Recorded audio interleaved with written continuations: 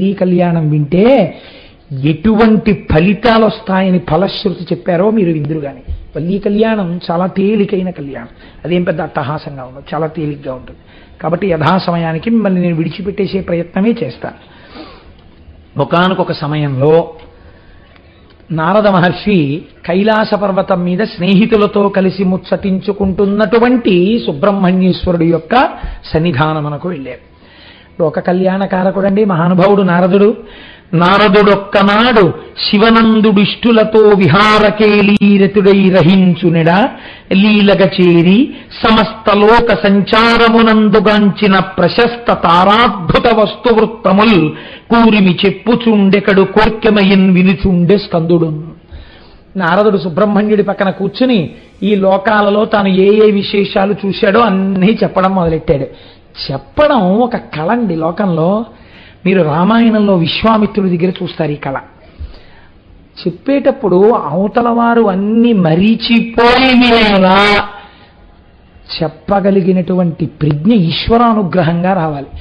అయినా ప్రతిబంధకాన్ని ఈశ్వరుడు కల్పించకపోయినా తానే సెల్ ఫోన్ రూపంలో జేబులో పెట్టుకున్న పాపిని ఎవడు ఉద్ధరించగలడు? ఎవడు ఉద్ధరించలేడు.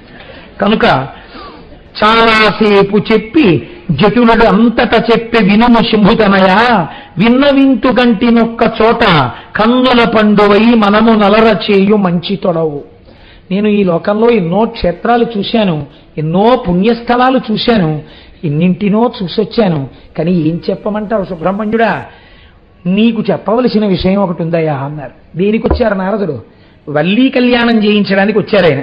కాబట్టి ఇప్పుడు ఇవన్నీ చెప్పి ఇవన్నీ కాదు, కానీ అసలు నీతో చెప్పవలసిన విషయం ఒకటి ఉందయ్యా అనేటప్పటికీ ఆయన అలర్ట్ అయి వింటారు కదండి.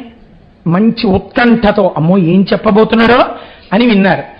ఒకానొక మహర్షి యొక్క తేజస్సు వలన అయోనిజయై ఒక పిల్ల ఒకతే ఒక అరణ్యమునందు పుట్టి ఉండగా ఒక బిల్లనాయకునికి దొరికింది. బిల్లనాయకుడు అంటే గిరిజనుడు, అరణ్య ప్రాంతములందు వేటాడి జీవించేటటువంటి వారు. అటువంటి వారికి ఆ పిల్ల దొరికింది. ఆ పిల్లని తీసుకొచ్చి ఆయన పెంచుకుంటున్నాడు. ఆ పిల్ల 12 సంవత్సరముల వయస్సు దాటిపోయింది. దాటిపోతే ఇప్పుడు ఆ పిల్లని వాళ్ళ వంశాచారమును బట్టి కోర చేను యొక్క రక్షణకి పంపించాలి. అందుకని ఆయన చేనుని రక్షించడానికి పంపించాడు. ఆ పిల్ల అక్కడ ఒక మంచె కట్టుకుని ఆ మంచె మీద కూర్చుని పాటలు పాడుతూ ఉంటుంది. పిట్టలు ఎగిరిపోవడం కోసమని చేతిలో ఉన్నటువంటి కర్ర తిప్పుతూ పాట పాడుతుంది. ఆ పిల్ల పేరు వల్లి. ఎంత అందంగా ఉంటుందో తెలుసా ఆ పిల్ల? కలికి పరిజనముల పాలి కల్పవల్లి సకల జన మోహనాతను చాపవల్లి ఏ సుకృత శక్తి ధరునకో హృదయవల్లి తన్వి ఆహ్వాయమరయ సౌందర్యవల్లి. ఏం చెప్పమంటావు ఆ వల్లి గురించి? ఆమెని సేవించేటటువంటి వారందరికీ కల్పవల్లి, కల్పవృక్షం. ఆమె యొక్క అందం చేత సాక్షాత్తుగా ఎక్కుపెట్టబడినటువంటి ధనస్సు ఎదుటివారి మనస్సుని దోచుకుంటుంది.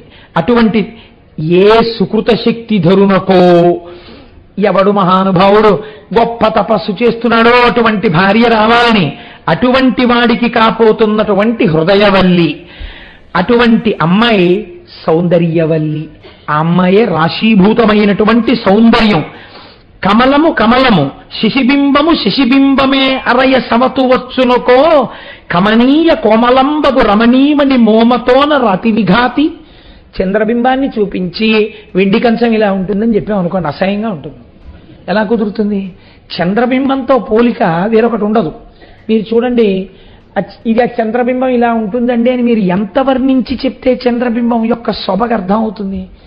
ఆ పౌర్ణమి నాటి చంద్రబింబం కింద కూర్చుని అలా మబ్బులు వెళ్ళిపోతుంటే మెరిసిపోతున్న చంద్రబింబం, దాని మధ్యలో తేలికగా ఉన్నటువంటి ఒక మత్స, అందులోంచి వచ్చేటటువంటి వెన్నెల, ఆ వెన్నెట్లో కూర్చుని మళ్ళీ అప్పుడు చేసినటువంటి అప్పులు చిట్టాలు, కట్టవలసిన వడ్డీలు, ఎవడో తిట్టిన తిట్లు, ఇలాంటివి గుర్తు తెచ్చుకోకుండా చక్కగా ఏ చిత్రనలీయం లాంటి కావ్యాన్నో ఏ రామాయణాన్నో తలుచుకుంటూ మీరు మేడ మీద పడక కుర్చీ వేసుకుని అన్ని లైట్లు ఆర్పేసి పక్కనే మేడ మీదకి ఎక్కుతున్నటువంటి జాజి తీగ అరవిరిసినప్పుడు వచ్చిన జాజి పూల నుంచి వచ్చిన వాసన పీలుస్తూ ఆకాశంలో మబ్బులు అలా వెళ్ళిపోతుంటే మబ్బుల చాటు నుంచి ప్రకాశిస్తున్న చంద్రబింబాన్ని చూస్తుంటే, చుక్కల్ని చూస్తుంటే ఎంతసేపు గడిపినా ఏమిటండి కిందకి రారు అంటే వస్తున్నానులే అని మీరు విడిచిపెట్టి వెళ్ళలేని చంద్రబింబాన్ని దేంతో ఉపమానం చెప్పగలరు?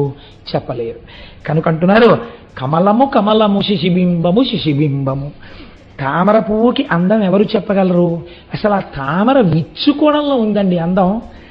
బంతి పువ్వుకి తామర పువ్వుకి చాలా తేడా ఉంటుంది విచ్చుకోవడంలో. ముందు ఉన్న రేకులు ఏవున్నాయో అవి బాగా విచ్చుకుని ఇలా కిందకి వంగిపోతాయి. తర్వాత విచ్చుకున్నవి ఏవున్నాయో అవి కొద్దిగా అలా వాళ్తాయి. ఆ తర్వాత ఉన్నవి ఏవున్నాయో అవి కొంచెం వంగుతాయి. ఆ తర్వాత ఏవున్నాయో గుండ్రంగా సైనికుల్లో నించుంటాయి. ఈ మధ్యలో దుద్దు ఉంటుంది పచ్చగా, దాని మీద చిన్ని చిన్ని చిన్ని చిన్ని కేసరములు ఉంటాయి. లోపల నీటి బిందువులు ఆ రేకుల మీద నిలబడి ఉంటాయి, చిన్న బిందువులు మంచులో తడిసి. మీరు ఆ తామర తూడు కొయ్యగానే కింద నుంచి నీటి చుక్కలు పడుతుంటాయి. రెండు చేతుల్లోకి అరవిరిసిన తామర పువ్వుని ఇలా పట్టుకుంటే అందులోంచి పద్మ సుగంధ మారుతి అన్నట్టుగా ఆ చల్లటి వాయువు మీకు తగులుతుంటుంది. ఏ పువ్వుకి ఉండని విధంగా మీరు ఇలా ముఖం దగ్గరకు పెడితే చల్లగా ఉంటుంది తామర పువ్వులోంచి వచ్చేటటువంటి గాలి. ఆ దుద్దు, ఆ అందం, ఆ చుట్టూ ఉన్నటువంటి ఆ రేకులు, వాటిని చూస్తుంటే పద్మమో పద్మమే, దీని అందం దేనికి వస్తుంది అనిపిస్తుంది. అందుకే కదా ఎక్కడ పోల్చినా అమ్మవారిని ఈ పద్మంతో పోలుస్తారు అనిపిస్తుంది. నారదుడు అన్నాడు, ఏమయ్యా ఆ అమ్మాయి ఎలా ఉంటుందంటే నేనేం చెప్పను. చంద్రుడి గురించి చెప్పాలంటే చంద్రుణ్ణి చూడాలి, పద్మం గురించి తెలుసుకోవాలంటే పద్మాన్ని అలా పద్మ సౌందర్యాన్ని అనుభవించిన వాడై ఉండాలి. అంతేకాని తామర పువ్వుని ముట్టుకోవడంలో మనిషి యొక్క సంస్కారం తెలిసిపోతుందండి. రేకులు పట్టుకుని తామర పువ్వు ఇలా లాగాడనుకోండి, ప్రపంచంలోకెల్లా అసహ్యమైన పూజ, ఈశ్వరుడు నిరసించే పూజ, మనం చూడకూడని పూజ, ఒకరు చెయ్యకూడని పూజ ఏమిటో తెలుసా అండి? పువ్వుని చేతిలో పట్టుకుని రెక్కలు లాగేయడం. నేను చాలా దేవాలయాల్లో చూస్తుంటాను, నీకెవడు చెప్పాడు అలా రెక్కలు విప్పి పూజ చేయమని? ఈశ్వరుడు ఎంత కుందిపోతాడో తెలుసా అండి అలాంటి పిచ్చి పనులు చేస్తే. గులాబీ రేకు యొక్క మొదలు తుంపేసి ఇలా నలిపేసి పువ్వులు చేసేయడం. నేను ఒకానొక సభకెడితే ఏదో మహానుభావుడు వచ్చినట్టుగా ఈ గులాబీ రేకులు తెలియారు. నాకు ఎంత కోపం వచ్చిందో. అసలు ఎర్రటి పువ్వు తొక్కకూడదు, అది సౌభాగ్య వస్తువు. అలాంటిది ఎంత అందమైన పువ్వు అండి ఆ గులాబీ పువ్వు, ఎంత సున్నితమైన రేకులతో ఉంటుందండి. ఒక్కరోజు గడిచి మరునాటి సూర్యోదయానికి తనంత తానుగా తన స్వరూపాన్ని విడిచిపెట్టి రేకులు రాల్చేసే లక్షణం ఉన్నది. గులాబీ దండ పట్టుకోవాలంటే భయం వేస్తుంది, రేకులు రాలిపోతుంటాయి. అలాంటి గులాబీ పువ్వుని ఇలా ఇలా ఇలా ఇలా విప్పేసి మంత్రపుష్పం పేరు చెప్పి ఇలా పెట్టేసి నీకు ఈశ్వరుడు కంఠం ఇచ్చాడు కదా అని కుక్కరిచ్చినట్టు నువ్వు వరిచి ఈ పువ్వుల రేకులు పట్టుకెళ్ళి శివుడి మీద వేస్తావా, భగవంతుడి పాదాల మీద వేస్తావా? నీకు ఏ సౌకుమార్యం ఉందని పూజ చేస్తున్నావు? నువ్వు తప్పుడు పని చేస్తున్నావు, చేయకూడదు అలాగా. పూజ యందు పువ్వుల యొక్క రేకులు విప్పి తుంపరాదు, మహాదోషం అది. మీరు చూడండి, మీరు పద్యం చదువుకుంటే మీకు అర్థం అవ్వాలి. ఒక్క పువ్వు వేయండి, వేసేటప్పుడు ఆ పద్మాన్ని అనుభవించండి. ఈశ్వర, ఇది నీ నిర్మాణ కౌశలం, ఏం అందమయ్యా ఈ పువ్వు అని మీరు అనుభవించి ఎవడు నిర్మాతయో వాడి పాదములు చేరుతోందని వాడి పాదముల చెంత వేయండి. చిత్రం ఏమిటంటే మీరు మరునాడు ఉదయం అదే తామర పువ్వుని ఇలా పైకెత్తండి, రేకులలో నిన్న నించున్నటువంటి ఆ శక్తి ఉందే అది ఒడిలిపోయి ఇలా పడిపోతాయి. చిత్రం ఏంటంటే మందార పువ్వు ఒకటి, తామర పువ్వు ఒకటి మీరు మూర్తికి బాగా దగ్గరగా పెడితే ఈ పడిపోతున్న రేకులు ఏ మూర్తి మీద పడ్డాయో ఆ మూర్తి మీద తెరపడినట్టుగా పడి గట్టిగా పట్టేసుకుంటాయి. మరి నిజంగా ప్రాణోత్క్రమణ వేళ పరమేశ్వరుడి మీద దోమతెరగా పడిపోయి ఇన్ని జన్మలకి దొరికిన పాదాలు విడిచిపెట్టగలవా అని గట్టిగా పట్టేసుకుంటాయో. మీరు తెలియక తామర పువ్వుని కానీ మందార పువ్వుని కానీ తీసేశారనుకోండి, అవి మూర్తులు కూడా పట్టుకొచ్చేస్తాయి. నాకనిపిస్తుంది ఇంత కోమలమైన హృదయమున్న పువ్వుతో పాటు ఈశ్వరుడే కదిలిపోతున్నాడేమో అనిపిస్తుంది. ఎవరికి కావాలరా నీ దిక్కుమాలిన పూజ? ఇలా నువ్వు కోమల హృదయంతో ఎప్పుడైనా ఒక్క నిమిషం చేసావా? ఆ పువ్వు చూడు, ఇందుకురా నీ ఇంట్లో దాంతో వెళ్ళిపోతానని వెళ్ళిపోతున్నాడేమో భగవంతుడని తల ఉంచి వెంటనే క్షమార్పణ. నాకు అందుకే మందార పువ్వు కానీ తామర పువ్వు కానీ భగవన్మూర్తికి దగ్గరగా పూజ చేయాలంటే చాలా భయం. అవి ఈశ్వరుణ్ణి హత్యేసుకుంటాయండి, కౌగిలించేసుకుంటాయి. కాబట్టి ఎంత గొప్ప మాట చెప్తున్నాడు. చంద్రుడు చంద్రుడే, పద్మము పద్మమే, వల్లి వల్లే, అంత అందగత్తి. కాబట్టి అటువంటి వల్లి నీ భార్య కావాలి, ఇది నా కోరిక. కాబట్టి నీ భార్య కావాలని ఎందుకంటున్నానో తెలుసా? ఎంత చిత్రమైన మాట చెప్పాడో తెలుసా అండి నారదుడు. నిజంగా వల్లి కళ్యాణం పద్యాలన్నీ నేను చెప్పేద్దామని ఓ వెర్రి హొట్టికలు పెట్టేస్తాను, కానీ తీరా వచ్చేటప్పటికి గడియారం అనేటటువంటి ఒక వస్తువు ఒకటి ఉంటుంది, అందుకని భయం. సరే, అధిపా చందనగంధి దేహంబు సౌరభమును కలరి ప్రచండ సర్పములు చేరి పాయకున్నవి ఏవేళ పనతి యారువేణి అను దంభములు గొడవెక్క మీరా. ఏమయ్యో నీకు తెలుసా, ఆ పిల్ల చుట్టూ పావులుంటాయి ఎప్పుడు. ఆ పావులు విడిచిపెట్టవు. ఎందుకు విడిచిపెట్టవో తెలుసా? సాధారణంగా పావులు మొగలి చెట్టును ఆశ్రయించి ఉంటాయి ఆ సువాసనకి. అలాగే బాగా పెద్దదైన చందన వృక్షపు యొక్క తొర్రలో పావులు పడుకుంటాయి. వల్లి ఎక్కడుంటే అక్కడ పావులు ఆమె ఒంటిని పట్టుకుని వేలాడుతుంటాయి. ఆ పావులు వదలవు. నువ్వు చూసి భయపడకూడదు సుమా. ఆ పావులున్నాయే వాటికి ఒక చిత్రమైన లక్షణం ఉంది. ఎవరు ఆ పిల్ల ఒంటిని పట్టిన పావుల్ని చూస్తారో వాళ్ళు ఆ పిల్ల సౌందర్యాన్ని విడిచి ఉండలేక పొంగిపోతారు అన్నాడు. ఏమిటిది పావులు పట్టుకోవడం ఏమిటి, సౌందర్యం ఏమిటి అనుకున్నాడు సుబ్రహ్మణ్యుడు. ఏమిటో తెలుసా, పావులు అందరూ ఒంటికి అంగరాగములు రాసుకుంటే సువాసనలు వస్తాయి, వల్లి ఒంటి నుంచి సహజంగా సువాసనలు వస్తాయి. ఈ సహజ సువాసనలు పీల్చడానికి పెద్ద పెద్ద పావులు వేలాడుతున్నాయా అన్నట్టుగా, నల్లత్రాచులా అన్నట్టుగా ఆమె యొక్క కేశపాశం వేలాడుతుంటుంది. అంత అందమైన కేశపాశం. పిల్లాడివయ్యో యవ్వనంలో ఉన్నావు, వెళ్ళి వల్లి కేశపాశాన్ని కానీ చూశావా? నేను నిజం చెప్తున్నాను, ఆ అమ్మాయి చిటికిన వేలు పుచ్చుకుంటే తప్ప కైలాసానికి రావాలి. ఇప్పుడు సుబ్రహ్మణ్యుడి మనస్సు ఏమైపోతుందండి, ఆ పిల్లని చూడవలసిందే. ఏదో అంత అందంగా ఉంటుందా అనుకున్నాడు ఆయన. ఎంత అది నిజంగా ఆ మనస్సు రంజిల్లేటట్టుగా అలా చెప్పడం, కళ్యాణకారకం కావడం యోగ్యులైన వారి మధ్య, అది కూడా చాలా గొప్ప విషయం అండి. చిత్రనలీయం చదువుతుంటే మీకు హంసరాయబారంలో ఇలాంటివి ఎన్ని పద్యాలు వస్తాయో నిజంగా. కాబట్టి తావి చైతన్యమలరకుందనపు బొమ్మ స్థైర్యం అవయవముల కల్గు చెప్పల ఎప్పుడు కుందునొందక ఎలరారు ఇందురేఖ అరయ అఖిల జగన్మోహనాంగిరమణి. ఒక బంగారంతో బొమ్మ చేసి అక్కడ పెట్టారనుకోవా, చాలా గొప్ప అందగత్తెని చూసిన వాడు ఏమంటాడు, అపరంజి బొమ్మ అంటాడు. సాధారణంగా పెళ్లి కూతురు చాలా బాగుందనుకోండి, తండ్రి గారు కానీ ఎవరైనా పెద్దలు, లేకపోతే సాధారణంగా తండ్రి గారు అడిగితే బాగుండదు, తన మనసులో అమ్మాయిని చేసుకుందామని ఉంటే కొడుకు ఏమైనా అంటే నచ్చ చెప్పడం ఎందుకని, మనసు బాగా కనిపెట్టగలిగిన స్నేహితుల చేతో లేకపోతే ఆ వయస్సు బంధువుల చేతో అడిగిస్తారు. వాడు సాధారణంగా మాట్లాడతారు, ఏమి మొహం వంక పెట్టడానికి ఏముందా, పిల్ల బాగుందా అని నిన్ను అడగడానికి మాకే నోరు రావట్లేదు, బంగారం బొమ్మ కదురా అంటారు కదండి. అపరంజి బొమ్మ, బంగారం బొమ్మ అందంగా ఉండొచ్చు, సొబగేది ముట్టుకుంటే.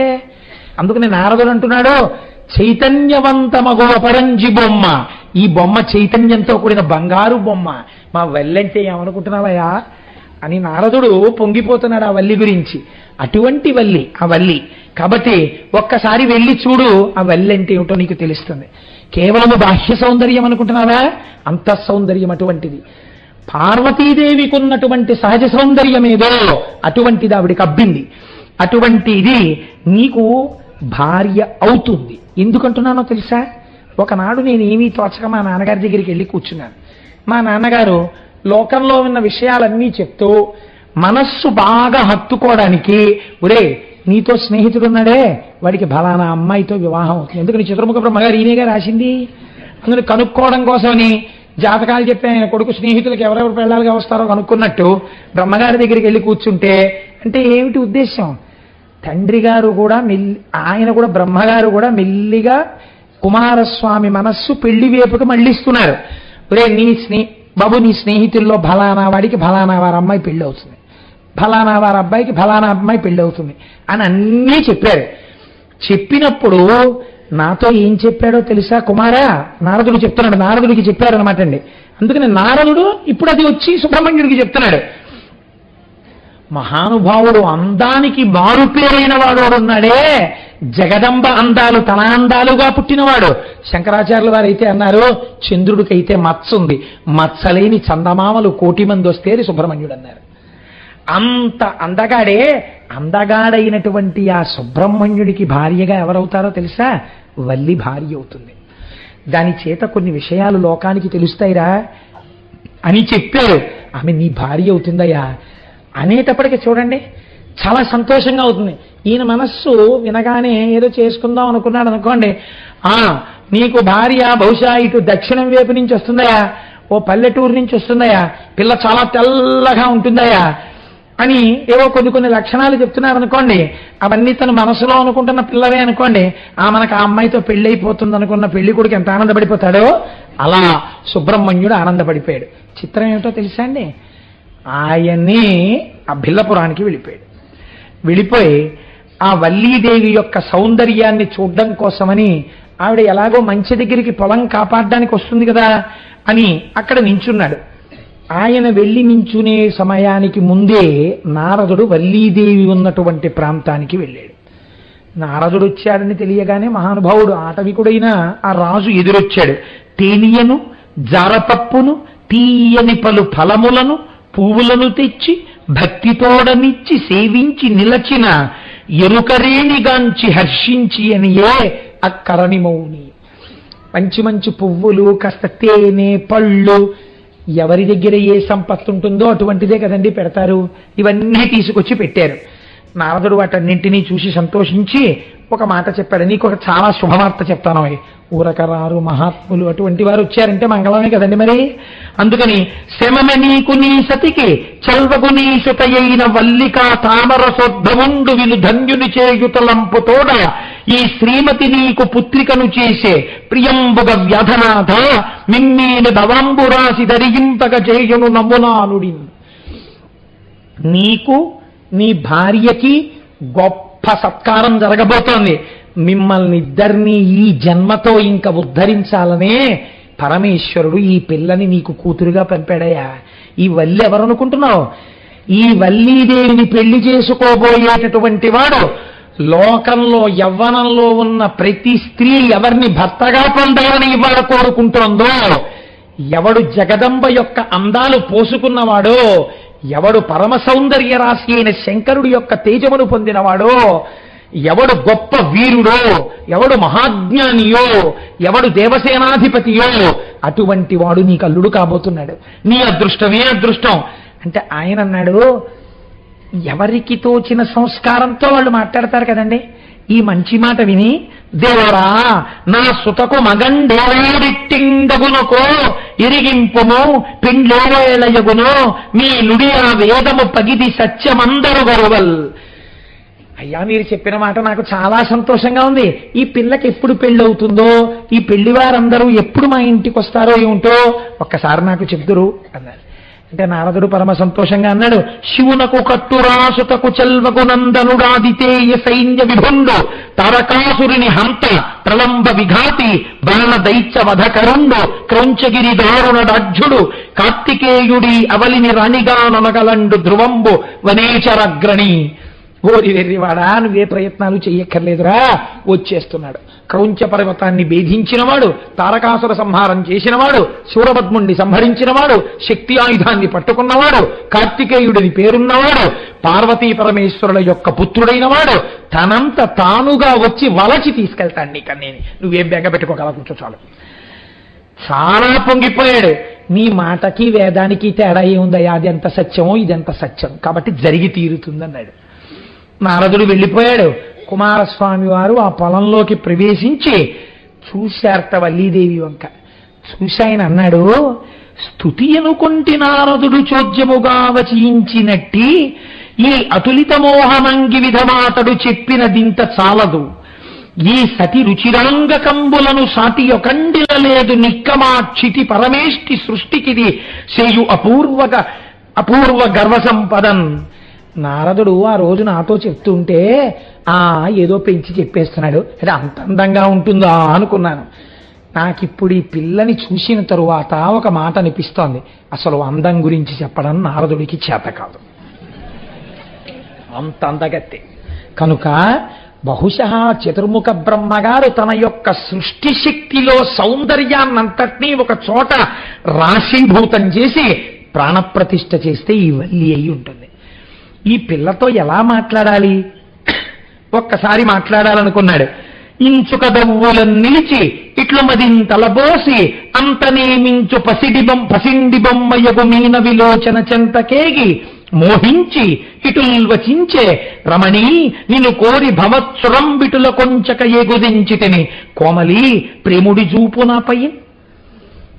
కొంచెం సేపు అక్కడ నిలిచి ఆవిడ అందం చూసి భయపడుతూ దగ్గరికి వెళ్ళి గబుక్కుని పలకరించడానికి ఇంకా భయపడుతున్నవాడిలా దగ్గరకి వెళ్ళి మొత్తానికి పలకరించి నీకోసమే అందరినీ విడిచిపెట్టడం ఎంత కష్టమో, ఏది నాకు ఆలవాలమో అటువంటి ప్రాంతాన్ని విడిచిపెట్టి నీకోసమని ఇంత దూరం వచ్చాను లతాంగి, నన్ను చేపట్టవా అని అడిగాడు.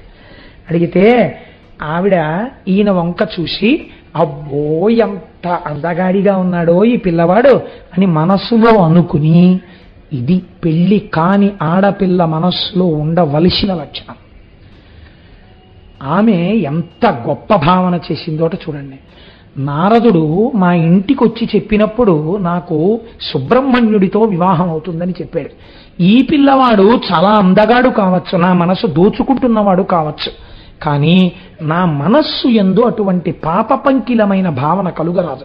ఎందుచేత ఆయనకి నేను చెందిన దానను బ్రహ్మగారు రాశారని చెప్పాడు కాబట్టి నేను అన్యపురుషుని యందు ఈ భావన పెంచుకోరాదని నారదముని చెప్పిన సొంపారయని తరుణ పురుషుడనందొప్పెడు మే కూరిమినా మదికీతనిపై రల్జిల్లెడు ఇతండె భర్గుసుతుడకో.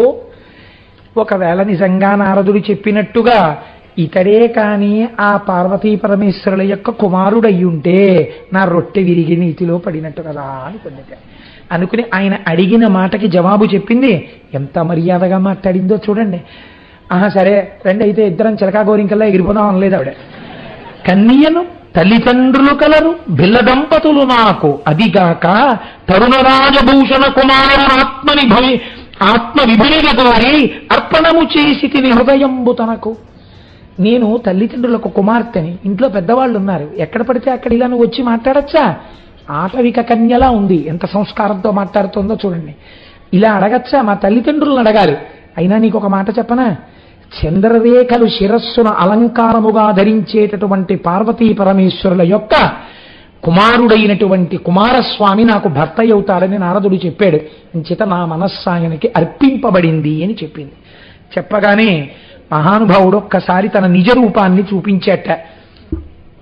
ఆయన నిజ రూపం అంటే ఏమిటో మీరు ఎక్కడ వెతికినా సరిగ్గా దొరకదండి. నేను చెప్పానే శంకర భగవత్పాదులు సుబ్రహ్మణ్య భుజంగం చేశారని, అందులో ఆయన పిలిచినప్పుడు సుబ్రహ్మణ్యేశ్వర స్వామి వారిని చూశారు. ఆయన చూసినప్పుడు నడుము కనపడింది ఆయనకి. నడుము ఒక్కదాన్ని వర్ణించారండి, ఎంత గొప్ప వర్ణనం. సుబ్రహ్మణ్య భుజంగం గురించి మీరు బెంగపెట్టుకోకండి, అది ముద్రణ అయిపోతోంది. మీ అందరికీ తొందరలో తప్పులు లేకుండా సుబ్రహ్మణ్య భుజంగ స్తోత్రాన్ని ఇచ్చి ఒకనాడు మీ అందరితోని నా సుబ్రహ్మణ్య భుజంగం చదివిస్తాను. ఈ ఉపన్యాసాలు అయిపోయే లోపల మీరు రోజు చదువుకోవచ్చు. అందులో శంకరులు అంటారు, లసత్సర్ణ గేహే నృణాంకామ దోహే సుమస్తోమ సంచన్న మాణిక్యమణించే సముద్యత్ సహస్రార్కతుల్య ప్రకాశం సదా భావయే కార్తికేయం సురేశం సువర్ణాంబ దివ్యాంబరైర్భాసమానాం పణత్కింకిణీమే కళాశోభమానాం లసద్దేవ పట్టేన విద్యోతమానాం కటిం భావయే స్కందతే దీప్యమానాం. ఆయనకి కనపడినప్పుడు పట్టుపుట్టం కట్టుకుని దాని మీద మళ్ళీ ఒక వస్త్రం కట్టుకుని ఆ వస్త్రం మీద బంగారు వడ్డాణం పెట్టుకుని బాలసుబ్రహ్మణ్యుడు కనపడ్డాడు. ఆయన పట్టుబట్టలోంచి ఆ పెట్టుకున్న వడ్డాణంలోంచి వస్తున్నటువంటి కాంతులు శంకరాచార్యుల వారు అనుభవించి మూర్తి దర్శనం కాదండి, ఆ బట్టల యొక్క కాంతిని అనుభవించారు. ఆయన ఒక గదిలో కూర్చునుంటే మణిపర్యంకం మీద చుట్టూ పెట్టిన పువ్వులలోంచి వస్తున్నటువంటి వాసన శంకరాచార్యుల వారు ఆఘ్రానించారు. అది శంకరుల యొక్క భావనా బలిని అనుభవించి స్తోత్రం చేశారు. ఆయన అటువంటి సుబ్రహ్మణ్యుడు కట్టెదుట ఆ పిల్ల ముందు సాక్షాత్కరించాడు. నువ్వు మనస్సులో ఎవరిని కోరుకున్నావో ఆ సుబ్రహ్మణ్యుడను నేనే అని ఎదురుగుండా నిలబడేసరికి ఆ తల్లి పొంగిపోయింది. ఒక్క మాట ఇలా మాట్లాడబోయిందిట. ఆశ్చర్యం ఏమిటంటే తండ్రి గారు వచ్చారు.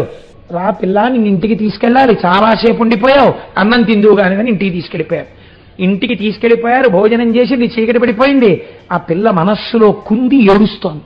అయ్యో ఎక్కడి మహానుభావుడు, అన్ని లోకాలలో ఉన్నటువంటి కన్యలు ఆయన్ని పొందుదాం అనుకుంటున్నారు, ఆయన నన్ను పొందడానికి తానే వచ్చాడు, పంట పొలానికి వచ్చాడు, నన్ను ఆయన స్తోత్రం చేశాడు, నిన్ను నేను పొందుతాను అని అడిగాడు. ఒక్క మాట నోరు తెరిచి చెప్పలేడు. కనీసం కాబోయే భర్త అని తెలిసి నేను పాదాలకు నమస్కారం చెయ్యలేదు. బ్రహ్మగారు నిర్ణయించిన వాడిని తెలిసి కూడా నేను పలకలేదు. నా వల్ల ఎంత అపచారం జరిగింది. ఉంటాడో వెళ్ళిపోతాడో. ఏమి పద్యరచన చేశారండి అవన్నీ. కాబట్టి అని కుందుతూ ఏడుస్తోందిట. చెలికెత్త వచ్చి చూసింది. ఎందుకమ్మా బెంగపెట్టుకుంటావు? బెంగపెట్టుకోక ఒక ఉత్తరం రాసి ఒక ఆకు మీద నీ భావాలు రాయి. ఈ కారణం చేత నేను మీకు నమస్కరించలేకపోయానని రాయి. పత్తికెళ్ళి ఆయనకి ఇస్తాను.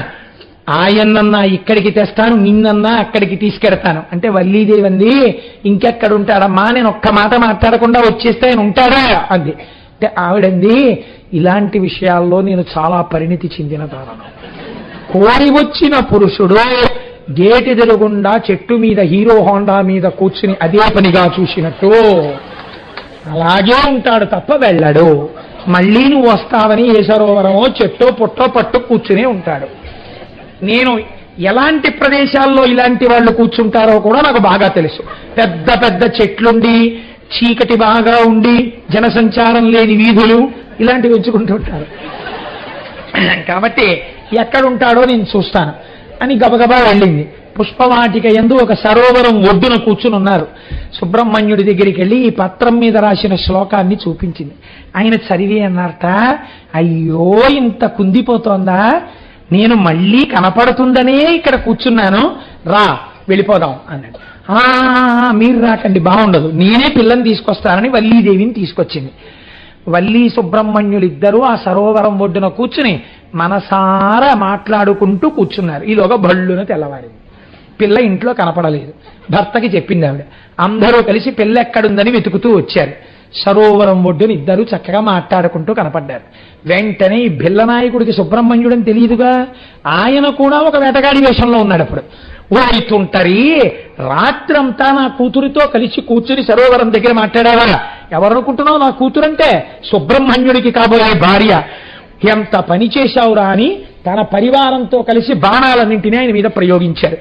ఇన్ని బాణములు ఆయన మీద ప్రయోగిస్తుంటే హేళగా నవ్వుతూ వాటిని స్వీకరించి వల్లి బెంగ పెట్టుకుంటోందని ఒక్కసారి వల్లెమ్మ వంక చూసి నువ్వు బెంగ పెట్టుకోకని ఒక్క సమ్మోహనాస్త్రాన్ని ప్రయోగించారు. ఆయన ప్రయోగించిన సమ్మోహనాస్త్రానికి అందరూ కింద పడిపోయారు. నేనైతే అంటాను, అసలు సమ్మోహనాస్త్రం వెయ్యాలా? ఒక్కసారి ఆయన కనపడితే చాలు, ఇంకా దర్శనం ఇవ్వద్దు అనుకున్నారేమో.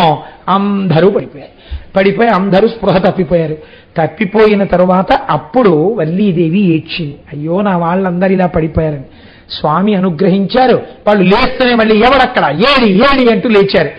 ఏమీ కంగారు పడకండి, ఇదిగో ఇక్కడే అంటూ చేతిలో శూలం పట్టుకుని నెమలి వాహనం మీద వల్లీదేవితో కలిసి కూర్చుని, ఇంకా ఎంతటి సౌందర్య రాశి అంటే అంత సౌందర్య రాశిగా ఆనాడు సుబ్రహ్మణ్యుడు వల్లీదేవితో కలిసి సాక్షాత్కరించాడు. ఆ బిల్లులందరూ నేల మీద పడి సాష్టాంగ నమస్కారం చేసి పొంగిపోయారు. పొంగిపోయిన తరువాత ఇత పూర్వమే దేవసేననిచ్చి వివాహం చేశాడు కదండి ఇంద్రుడు. ఆ దేవసేనతో కూడుకున్న వాడై, పార్వతీ పరమేశ్వరులతో కూడినటువంటి వాడై మహానుభావుడు ఆ నారదుడు అక్కడికి వచ్చాడు. వీళ్ళందరూ చూశారు. చూసిన తర్వాత షణ్ముఖంలో పురందర జాతకిలిని వల్లి తెర ఎరింగించి అంబామహేశ్వరులకు వల్లియూత జోట సలిపి వారి అనుమతి వసించే పత్నీద్వయంబు తోడా. ఇంతలో వచ్చినటువంటి పార్వతీ పరమేశ్వరుల్ని చూసి అలా ఉండిపోయింది వల్లెమ్మ. ఉండిపోతే, అయ్యో వల్లెమ్మ అలా ఉండిపోకు, ఎదురుగుండా వచ్చిన వాళ్ళు ఎవరో తెలుసా? పార్వతీ పరమేశ్వరులు. కాబట్టి వారికి నమస్కారం చెయ్యి అంటే అమ్మ బాబోయ్, నా అదృష్టమే అదృష్టం. పుట్టి పెరిగింది భిల్లజాతి యందు, చేసినది కొర్ర పైరుకున్నటువంటి ఒక కేవలంగా ఆ కంచె మీదకెక్కి పిట్టలగిరిపోయే పాటలు పాడాను. ఒక్కనాడు నేను చేసిన స్తోత్రం లేదు, ఒక్కనాడు నేను చేసిన పూజ లేదు. ఎందరో కన్యలు తన కోసం ఎదురు చూస్తుంటే తానే నా కోసమని వచ్చి నా వారికి తన నిజరూప దర్శనం చేయించి నన్ను తనదిగా చేసుకుని తన తల్లిదండ్రులే ఇక్కడికి వచ్చేటట్టు చేసి నా చేత వారికి నమస్కరింప చేస్తున్నాడు. ఏమి భాగ్యం, ఏమి భాగ్యమని వల్లెమ్మప్పుడు పార్వతీ పరమేశ్వరులకు నమస్కరించిందిట. నమస్కరించిన తరువాత వల్లెమ్మ వల్లెమ్మ అండంలో నా హృదయం వేరు కాబట్టి నమస్కరించి కొన్ని రహస్యాలు అలా అరవకూడదమ్మా. కాబట్టి నమస్కరించిన తరువాత అప్పుడు సంతోషంగా పార్వతీ పరమేశ్వరులతో దేవసేనతో కలిసి ఏ అరమరిక లేకుండా ఆనాటి నుంచి ఈనాటి వరకు భక్తుల కోర్కెలు అనుగ్రహించడానికి తిరుత్తణి యందు వెలసి ఉన్నాడు. ఇదే విషయాన్ని శంకరాచార్యుల వారు తిరుచెందూరు గురించి మాట్లాడుతూ వల్లీ కళ్యాణం వింటే ఏమవుతుందో చెప్పారు. అది కూడా భుజంగంలోనే చెప్పారు. పులిందేశ కన్యా గణాభోగ తుంగ స్తనాలింగ నాసక్త కాశ్మీర నాగం నమస్యామ్యహం తారకారే తవోరః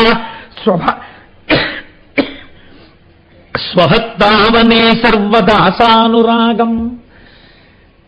తెల్లగా ఉండేటటువంటి సుబ్రహ్మణ్యుడు ఎర్రగా ఉండేటటువంటి వల్లిని ఆలింగనం చేసుకున్నప్పుట వల్లీదేవి ఎర్రటిది వక్షస్థలమునందు కుంకుమ అలదుకునుంది. ఈ ఎర్రని కుంకుమ ఎర్రటి వక్షస్థలం మించి భర్త హత్తుకున్నప్పుడు బుగ్గలలో పుట్టినటువంటి అనురాగ కాంతులతో కలిసి ఒక కొత్త ఎర్రటి కాంతి, చిక్కటి కాంతి పుట్టి ఈ కాంతి సుబ్రహ్మణ్యుడి యొక్క గుండెల మీద పరుచుకుని తెల్లటి సుబ్రహ్మణ్యుడి గుండెలు ఎర్రగా మారితే ఇంతటి ఎరుపు ఎంతటి అమాయకులనైనా తనవారిగా తానే వచ్చి చేసుకోగలిగిన దయాద్రహృదయుడైన సుబ్రహ్మణ్యుడిని ఆ వల్లిని ఆలింగనము చేసుకున్న సుబ్రహ్మణ్య స్వరూపమునందు ఆయన వక్షస్థలమునందు మెరిసిన కాంతులు మాకు చెప్తున్నాయి. అటువంటి వల్లి ఆలింగనము చేసిన కళ్యాణ సుబ్రహ్మణ్యుడికి నా జోదలు జోదలు జోదలని శంకరాచార్యుల వారు పరవశించిపోయారు. కనుక ఒకరు దేవసేన ఇంద్రుడి భార్య, వేరొకరు భిల్లకాంత వల్లి. ఆయన భక్తికి రెండు వేపులా లొంగిపోయేవాడే. దేవసేనని ఇంద్రుడు తెచ్చి వివాహం చేశాడు. వల్లీ కళ్యాణానికి సుబ్రహ్మణ్యుడే వచ్చి చేసుకున్నాడు. ఎంత అధికారమున్నవాడో, ఎంత జ్ఞానమున్నవాడో, ఎంత సౌందర్యవంతుడో, ఎంత గొప్పవాడో, అంత కారుణ్యమున్నవాడు. అది పార్వతీ పరమేశ్వరుల యొక్క సమాగమ ఫలితం. ఇద్దరి యొక్క దయ వర్షిస్తే సుబ్రహ్మణ్యుడు ఆయన అడిగింది ఒక్కటి, మీరు ఏం చెయ్యక్కర్లేదు, 2 పాలకుండలు కట్టుకుని నా కావిడెత్తండి, మిమ్మల్ని రక్షించేస్తానన్నాడు. రేపు ఉదయం మీకు సమయం